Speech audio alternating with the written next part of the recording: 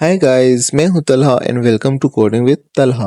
आज की वीडियो में हम डाउनलोड करेंगे एक HTML कोड एडिटर को और एक ब्राउज़र को, जिसे कि हमने पिछले वीडियो में बताया था। तो जिसने वो वीडियो नहीं देखी तो वो जाकर ज़रूर देखिए। So let's start. HTML code लिखने के लिए हम तैयारियां स्टार्ट करेंगे, लेकिन आप सोचते होंगे कि तलहा भाई, HTML कोड लिखने के लिए तो हम नोटपैड भी यूज़ कर सकते हैं। तो हाँ जी, आप नोटपैड भी यूज़ कर सकते हैं, लेकिन हम वहाँ खुद एक एक वर्ड लिखते हैं। तो VS कोड और सबलाइम में वो हमें सजेशन देगा, आसान बनाएगा, तो हम बड़े आसानी से कोडिंग कर पाएंगे। तो यहाँ हम प्रैक्टिकली डिफरेंस बताएंगे। तो हमारे विंडो में ऑलरेडी नोटपैड होगा, यहाँ पर नोटपैड सही है। तो बाय डिफ़ॉल्ट हमारे विंडोज़ में नोटपैड होता है। ये तो नोटपैड हो गए, सही है। अब हम क्रोम से हम विजुअल स्टूडियो को डाउनलोड करेंगे। तो VS कोड डाउनलोड एंटर करेंगे। ये फर्स्ट वाला .com वाला डाउनलोड विजुअल स्टूडियो, ये हमारे पास विंडोज़ के लिए भी है, ये काली लिनक्स के लिए, ये मैकबुक के लिए, मैक के लिए। तो हमारे पास जो है विंडोज़ है, तो हम विंडोज़ के लिए डाउनलोड करेंगे। ये साइड है ये, तो सिंपली इस पर क्लिक करेंगे तो ये खुद ब खुद डाउनलोड हो जाएगा। ये ऑटोमेटिकली डाउनलोड होना स्टार्ट हो गया। तो हम इसको ड्रॉप करेंगे, क्योंकि मेरे पास ऑलरेडी डाउनलोड है। तो आप लोग भी यहाँ से डाउनलोड करें, ठीक है। अब डाउनलोड करके डाउनलोड फोल्डर में जाके वहाँ से इंस्टॉल कर लें। यहाँ हम सर्च में आएंगे, वी लिखेंगे, टॉप में आ जाएगा। इसको ओपन करेंगे। ओपन करने के बाद हम ये डैशबोर्ड में आ गए विजुअल स्टूडियो के। तो यहाँ पर हम डेस्कटॉप में दो फोल्डर्स बनाएंगे। एक first web page in notepad, notepad में भी हम फर्स्ट वेब पेज बनाएंगे, और दूसरा फोल्डर बनाएंगे विजुअल स्टूडियो के लिए, फर्स्ट वेब पेज इन VS कोड, सही है। तो हम ये दो फोल्डर्स बनाने के बाद हम पहले नोटपैड पर काम करते हैं। तो नोटपैड को ओपन करने के बाद हम सिंपली लिखते हैं हेलो वर्ल्ड। इसको कंट्रोल एस के साथ सेव करते हैं। सेव करने के बाद डेस्कटॉप में आएंगे, फर्स्ट वेब पेज नोटपैड में, इसको यहाँ पर हम सेव करेंगे। तो यहाँ पर फाइल नेम लिखेंगे, तो फाइल नेम तलहा डॉट, अच्छा नेम जो भी लिखना है, लेकिन एड में .html ज़रूर लिखना, सही है। HTML के लिए .html लिखते हैं, सही है। इसको हम कंट्रोल एस से सेव करेंगे। सेव करने के बाद सिंपली फोल्डर में आएंगे, ये हमारे पास क्रिएट हो गए। के बाद हम इसको ओपन करेंगे, क्रोम में ही ओपन करेंगे। तो ये आ गए हमारे पास हेलो वर्ल्ड, सही है। ये तो आ गए, सही है। इसमें थोड़ा बहुत और चेंजेस करते हैं, तो इसको एडजस्ट करते हैं। ये हो गया एडजस्ट, सही है। हाँ अच्छा, हम यहाँ पर लिखते हैं वेलकम कोडिंग विद तलहा। इसको हम कंट्रोल एस से सेव करेंगे, कंट्रोल एस से सेव करेंगे।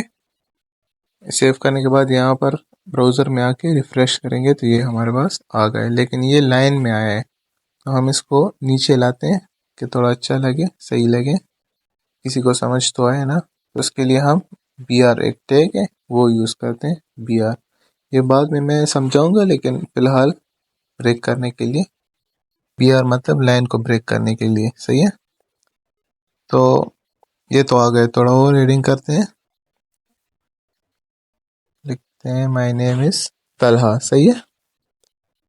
फिर कंट्रोल एस के साथ सेव करते हैं, फिर रिफ्रेश करते हैं, ये भी लाइन में आ गया है। चलो इधर भी BR लगा देते हैं। BR तो लग गए। ये देखिए तलहा के साथ ये छोटा सा स्टार है। जब हम इस कंट्रोल एस करेंगे तो ये सेव हो जाएगा, स्टार रिमूव हो जाएगा, और फिर यहाँ पर रिफ्रेश करेंगे तो ये हमारे पास my name is Talha next line में आ गया, सही है। अब देखते हैं कि स्ट्रक्चर, हाँ अब दूसरी बात आती है कि इसके साथ हमने और मतलब फाइल्स लेने होते हैं। CSS का फाइल हो गया, जावास्क्रिप्ट का फाइल हो गया। तो हम इसके लिए दोबारा नोटपैड ओपन करेंगे, कंट्रोल एस दबाएंगे, फिर डेस्कटॉप में जाएंगे, नोटपैड वाले फोल्डर में, फिर इसको सेव करेंगे। तो ये बहुत बड़ा वो मसला, कश्मीर का मसला बन जाएगा। अब देखते फाइल नेम के साथ, मतलब style dot C S S करते हैं, मतलब स्टाइलिंग करते हैं तो एंड में डॉट सी एस एस लगेगा, जैसे एच टी एम एल के साथ dot H T M L लगता था, अब इसके साथ dot C S S. Name जो भी दो, फाइल नेम जो भी दो, Talha dot C S S या Ali dot C S S, जो भी हो, सही है। इसको सेव करेंगे। ये स्टाइल का भी बन गया। अब हम दोबारा इसको देखें, दो फाइल्स आ गए इसमें। अब हमने तीसरा भी लेना है जावास्क्रिप्ट का, तो फिर नोटपैड में जाएंगे, नया नोटपैड ओपन करेंगे, सेव करेंगे, डेस्कटॉप में आके वही फोल्डर में यहाँ पर नेम देंगे। चलो इसको देते हैं तलहा डॉट जेएस। जावास्क्रिप्ट का वो जो सेव करते हैं फाइल, तो डॉट जेएस, सही है। जो भी नेम हो, तलहा हो, अहमद हो, जो भी हो। तो ये तीनों आ गए। तो ये बहुत मुश्किल होता रहता है, ये बहुत मुश्किल हो जाता है इसको सेव करना। चलो ये सेव करके अब हम एक स्ट्रक्चर लिखते हैं। तो स्ट्रक्चर लिखने के लिए हम एक डॉक टाइप HTML लिखते हैं, हेड लिखते हैं। इसको मैं नेक्स्ट वीडियो में डिटेल से समझाऊंगा, लेकिन अभी फ़िलहाल मैं बता रहा हूँ कि हम एक एक, मतलब एक एक टैग यूज़ कर रहे हैं। तो हम हैंड बाय खुद ही एक एक वर्ड लिख रहे हैं, और इस तरह यूएस कोड में नहीं होता। चलो देखते हैं। यहाँ हमने हेड लिया है, हेड के अंदर हमने एक टाइटल लिया, टाइटल ओपनिंग टैग लिया। अब ये क्लोजिंग टैग है। टाइटल के अंदर हम कुछ लिखेंगे। चलो हम लिखते हैं first web page in notepad, सही है। हम नोटपैड यूज़ कर रहे हैं तो नोटपैड में इसको कंट्रोल एस करेंगे, बॉडी में देंगे। चलो यहाँ पर हेलो वर्ल्ड दे देते हैं, सही है, हेलो वर्ल्ड। अच्छा, HTML का ये ओपनिंग टैग है, क्लोजिंग टैग भी लगा देते हैं, इसलिए HTML, सही है। अब इसको कंट्रोल एस करके यहाँ खोलते हैं, रिफ्रेश करते हैं, ये हमारे पास हेलो वर्ल्ड आ गया। और टाइटल देखिए, ये हमारे पास टाइटल है, तो ये first web page in Notepad आ गया, सही है। ये तो हमारे पास आ गया। अब हम विजुअल स्टूडियो में देखते हैं कि हम ये किस तरह कर सकते हैं। इस तरह हमने HTML का फाइल बनाया, CSS का बनाया और जावास्क्रिप्ट का बनाया है, तो इस तरह हम विजुअल स्टूडियो में कैसे कर सकते हैं। यहाँ पर फोल्डर खोला हमने, डेस्कटॉप में आ गए, ये first web page VS code, सही है। इसको ओपन करते हैं, ये हमारे पास वो वाला फोल्डर ओपन हो गया जो डेस्कटॉप पर है। तो यहाँ पर ये आ गया, हमारे पास ओपन हो गया।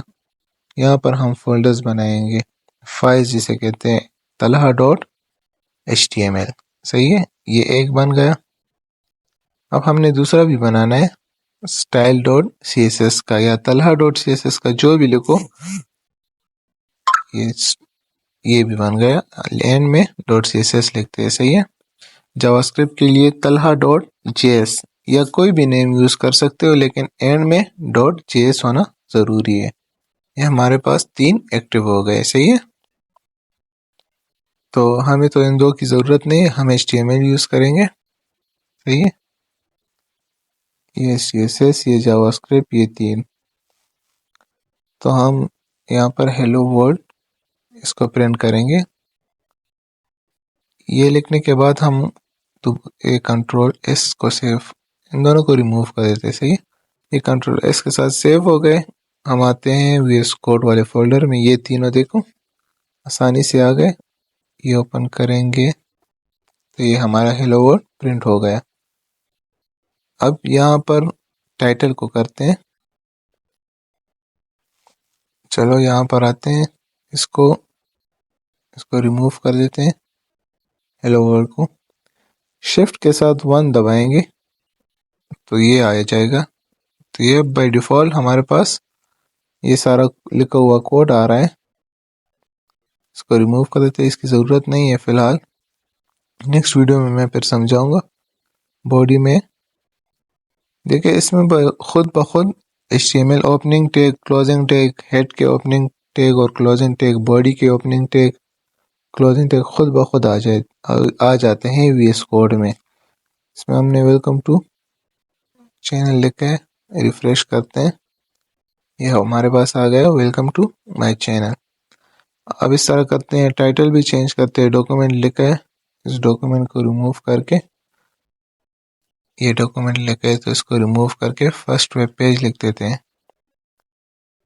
First web page in VS code, ये हमारा फर्स्ट वेब पेज हो गया वीएस कोड में। हमने इस नोटपैड में भी बना दिए, अब हमने विजुअल स्टूडियो में। आप खुद ही मतलब कमेंट में बताइए कि मतलब नोटपैड इजी है कि वीएस कोड इजी है। तो ये हमने रिफ्रेश कर दिया।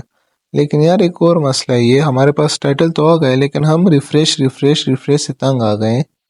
कुछ ऐसा नहीं है कि हम यहाँ पर सेव करें और ख़ुद ब खुद रिफ्रेश हो जाए। तो हम इसके लिए लाइव सर्वर डाउनलोड करेंगे। एक्सटेंशन में आके यहाँ पर लाइव सर्वर जस्ट लिखे, टॉप पे आ जाएगा ये टॉप वाला फर्स्ट नंबर लाइव सर्वर। तो मैंने ऑलरेडी इंस्टॉल किए हुए, आप भी इंस्टॉल कर लें। सही है। अब आते हैं चेक करते हैं। चेक करने के लिए हम दोनों ब्राउज़र को भी एक साइड पर कर देते हैं और कोड एडिटर को भी दूसरे साइड में कर देते हैं, फिर चेक करते हैं। सही है। इसको लेफ्ट साइड में कर देते हैं,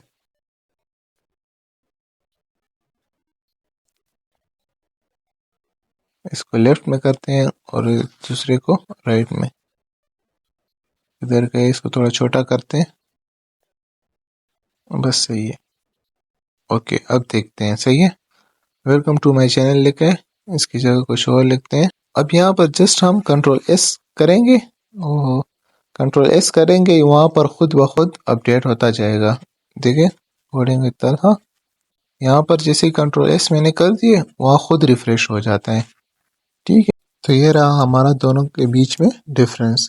तो मैं रिकमेंड करता हूँ कि मैं तो विजुअल स्टूडियो डाउनलोड करूँगा, क्योंकि ये इजी होता है और ये प्रो लेवल प्रोग्रामर भी यूज़ करते हैं, तो ये यूज़ करने में भी इजी होता है। तो हम विजुअल स्टूडियो डाउनलोड करेंगे। अगर आपको मेरी वीडियो अच्छी लगी तो प्लीज़ लाइक और सब्सक्राइब ज़रूर करना और बेल आइकन को ज़रूर प्रेस करना। Thank you so much. Bye bye.